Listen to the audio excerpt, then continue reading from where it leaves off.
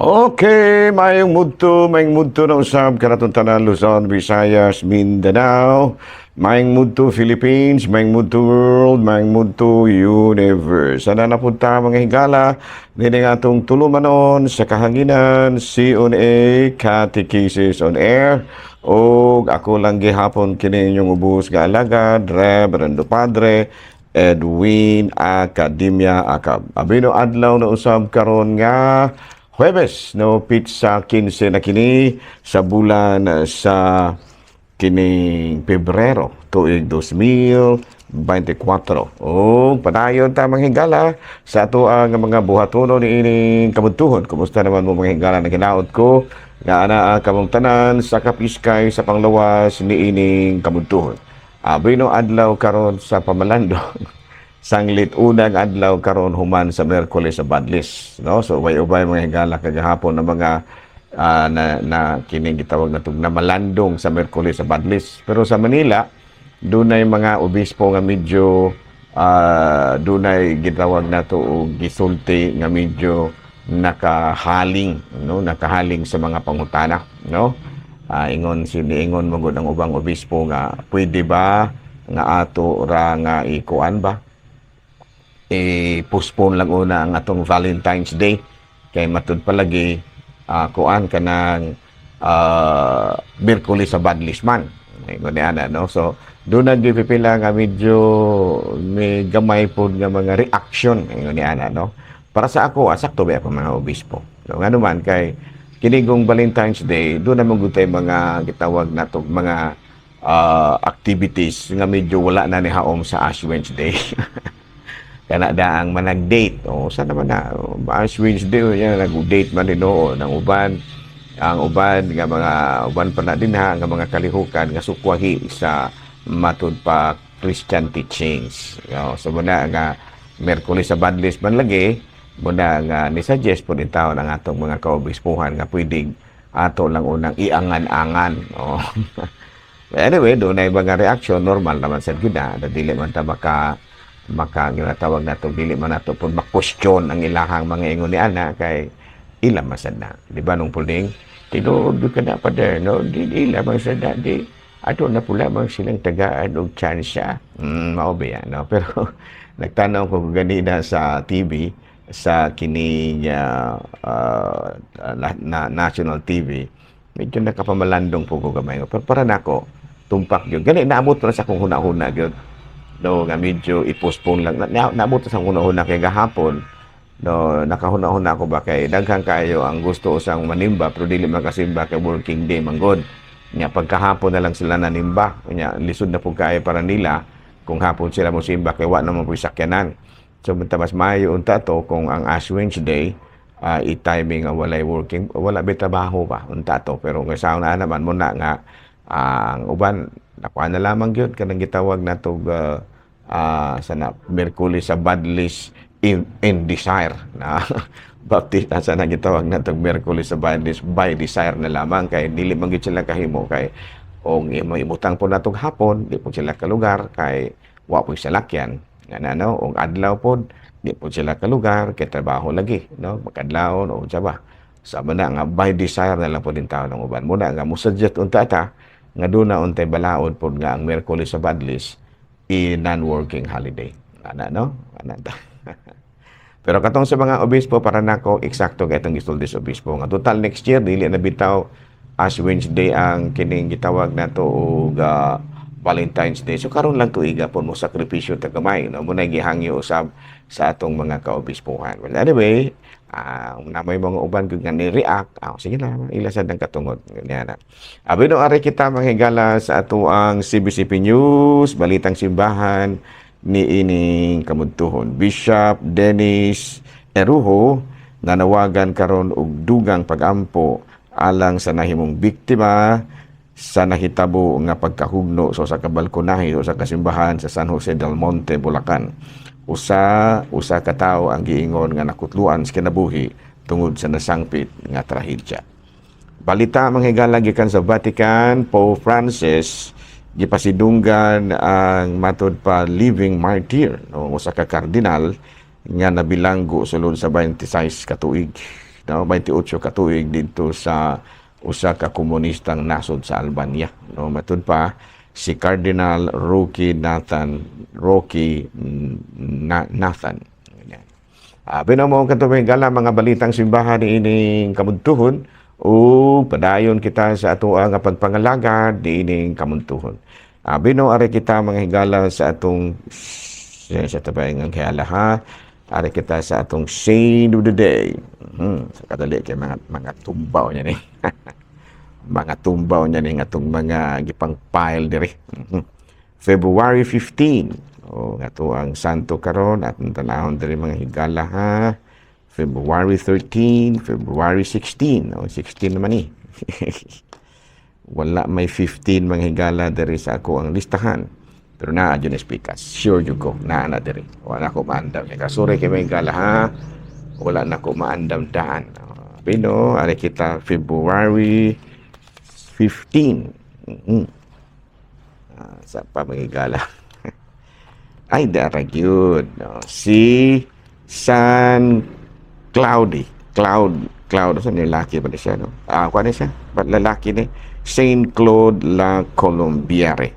Natawag kini si Saint Claude La Colombiere ni adtong 1641, namatay na adtong 1682, no? Cloud, no? Sa ato pa Claude no, Saint Claude La Colombiere. No, kini si Saint Claude La Colombiere, membro kini siya sa Society of Jesus. Kuan ni siya? He Jesuit. O niya, he founded, he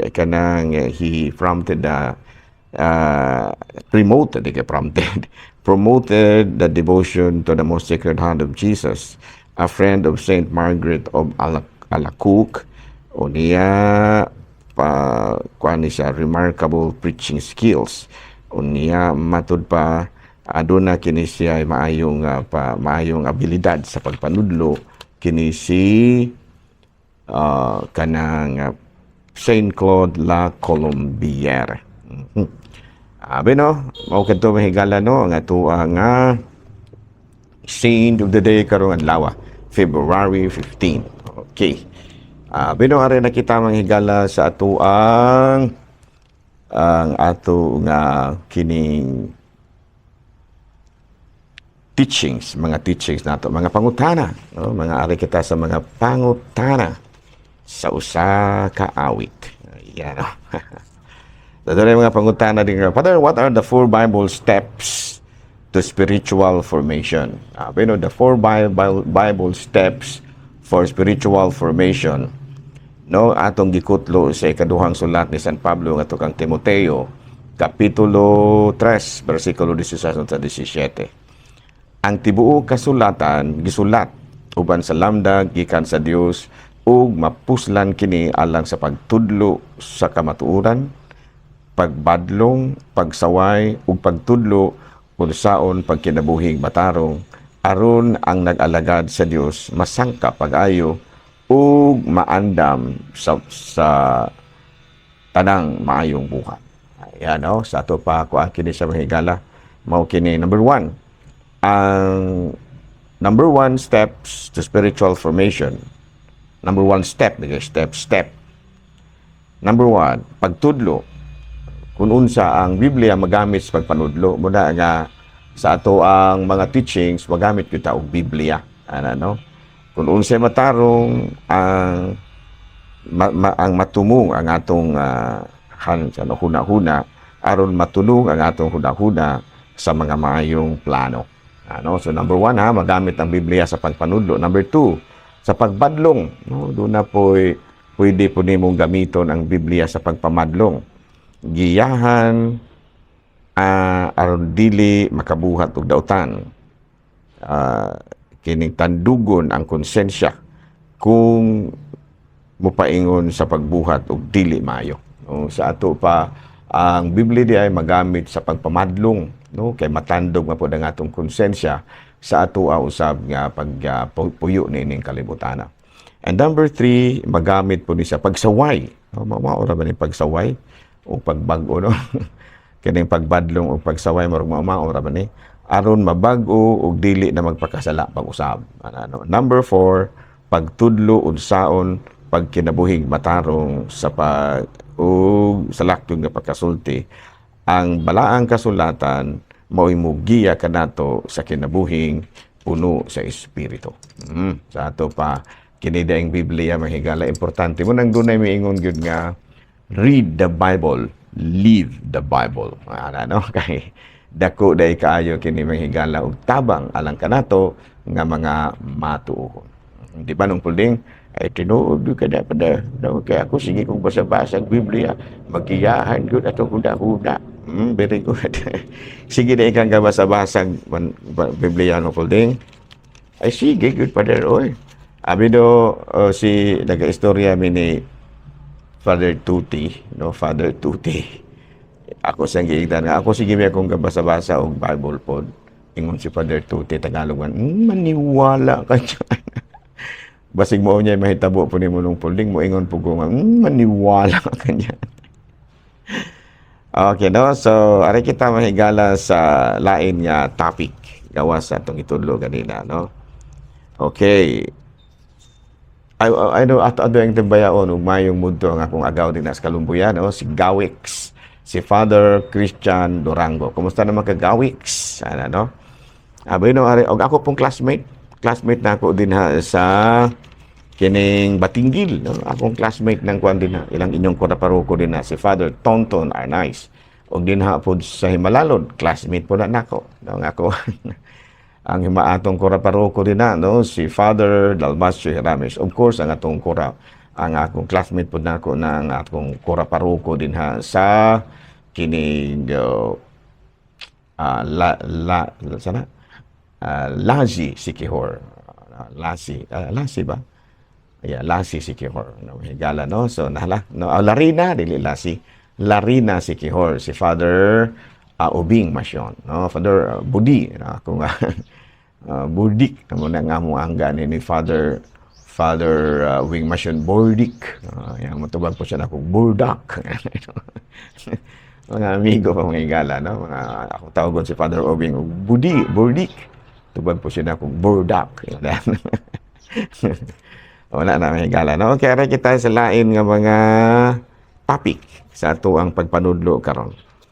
Abi no mga higala diri sa Ayungon sa kuan, doon na dai mialang sa mga kaigsuonan nato, no? Nga miyembro sa Vicariate of Saint Thomas the Apostle. Karong March 20 tap human gyud sa fiesta sa San Jose. Akin di bang San Jose. Magpakumpisal mi ha. Namo ni ang mga schedule nato may galas pakumpisal. Pagka kanang March 20 sa buntag nate pakumpisal din ha sa Bindoy. Dayong March 20 sa hapon nate pakumpisal din ha sa kining pakumpisal diha sa Adir Ayungon. Dayong pagka March 21 nate pakumpisal dito sa Tambo. Dayong pagka March 21 sa hapon, doon natin pakumpisal usad diri sa Tayasan.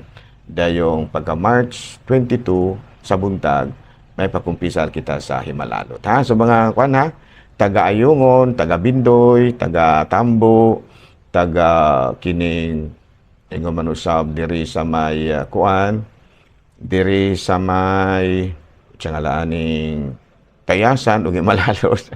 Mag-umpisal ta ha, March 20. Ha, March 20 ta mangom. Pisal ako mga pisal sad ko kay nabay pug ko sala. Bisan tuod og pari ko. Pero doon na pug ko sa panalagsa nga makalapas pud ta. Makalapas pud ta sa pagtulunan sa atong Ginoo. Abi no, ako di ay ang kuamegala no. Hindi nyo natanong. Ako di ay ang commissioner sa Commission on Migrants. Naunya sa among commission naa na may mga planong mga seminaron, no? Seminar. No, mag-seminar kana nakasapa-seminar na mi diri sa may Dumaguete, no? Ato nakaseminar na pod mi diri sa may Balugo. Nakaseminar na pod mi dapit diri sa may Agsakuan, Pitsa 20. Ya, karon sa man ang Sakuan. February 17 man siguro. Humana. Naka-seminar namin dito, nakahumana na may seminar dito sa may kuan sa 17. Yeah, karong 17. Karong 17 ang amuang seminar sa may kuan sa karong usab tarong adlaw may gala kuan man taron Huwebes. Karong 17 natay seminar ang migrants dinha sa may kining Divine Mercy dapit sa may Kalindagan. Divine Mercy Parish dapit sa Kalindagan. So mga kuan ha, apil mo din na seminar ha. Tuang mga kaigsuonan din na kay kining sa Commission on Migrants amo day ni gitukod ni sa kaobispuhan kining ECMI, Episcopal Commission on Migrants and Itinerant People, tungod lang gini ining masubaybayan gid bitaw ang dagan sa pagpang-recruit og mga kuan kining gitawag nato og mga kanang mga trabahante nga mo trabaho sa gawas. Dili lang sa foreign, dili na po diri sa kanang lokal. No kinabitang mga recruit og mga helper paingon dito sa Manila, gikan diri sa probinsya paingon sa Manila, apil na ana no sa amo ang gitutukan sa Commission on Migrants. Ako na mga sakop sa Commission on Migrants, of course ang ako staff, ang head sa akong staff diri sa Dumaguete, si Sister Luz Estrelianes, no kuan siya. Kanang gitawag natong trabahantes gobyerno pero aktibo kayo sa amo usab. Sister Yuyong, yang bana si kuan, nalimot ko kalan siya bana o daghan pag mga kaubanan nato diha sa Commission on Migrants. Ana no? So padayon ta manghigala ato pud ang panawagan sa atong mga kaigsuonan usab dinha sa nagkalain-lain nga mga areas katong mga walay kasal nato nga mga igsuon pakasal na ta no kay importante kay nga makasal na no kami diri sa Ayungon na mo gyud amo ang number 1 nga gipangampanya no kay maayo man gyud may kasal kay at least do na bay panalangin gikan sa Ginoo no niya ato pod nga awhagon ang ato ang mga chapel leaders no nga siguruha gid ninyo nga ang mga kapilya nga inyong gialagaran donated sa yun raman yung pag kining makagasto lang Ginoo ang tagamay pero pwede ra og ang commission ra mo imo gasto no kining sa social action na may commission na no nga mo gatutok pud anang mga butanga no kanang sayon ra ang buhanton ra kon ato nga ipa-donate no first is of course inyo nga ipasukod pangitaon ninyo ang doon na by original title or deklarasyon no dahil pag atong tanawon man na sorbior ang iyahang gitawag na tuog kanang area description no dayon paghuman ipa-survey dayon paghuman himuan na dayon og deed of donation abogado mo himuan na dayon paghuman og kuan sa deed of donation ikuan na dayon ipapirmahan sa kining tagtungod tag mo donate o kanang ni Bishop Cortez. So, inana ra pa. Gisayon ra kayo ang pagpa-donate. Kaya importante kayo nga ma-donated gyud ang mga kapilya. Ato nang panawagan dahil, no? Sa ato ang mga kaigsuonan nga mga chapel leaders nga ma-donated. Gisayon ra kayo. Sayon ra kayo basta kay ang mga tag-iya sa yuta kuan kanang gitawag nato og willing nga mo-donate.